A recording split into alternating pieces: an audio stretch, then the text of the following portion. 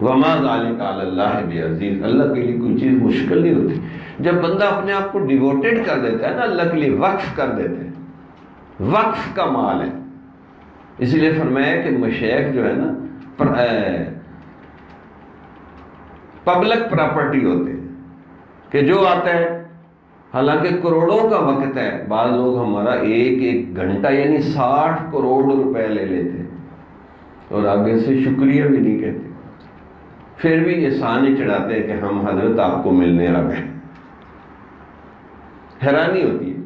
پھر ہم کہتے ہیں ان اجری اللہ، کہ یا اللہ اجر تو تو ہی دے سکتا ہے، ان کو کیا کہیں۔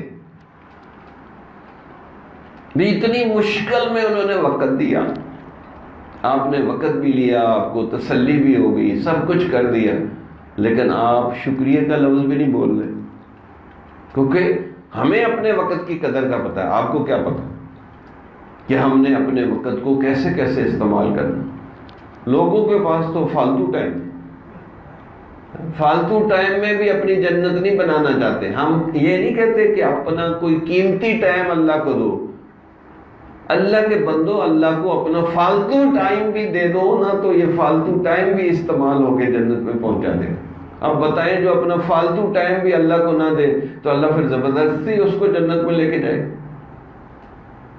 فالتو ٹائم بھی نہیں آج دینا چاہتے ہیں جی، ٹی وی، وی سی آر، موبائل، فلاں ہر چیز کو ٹائم دیں گے۔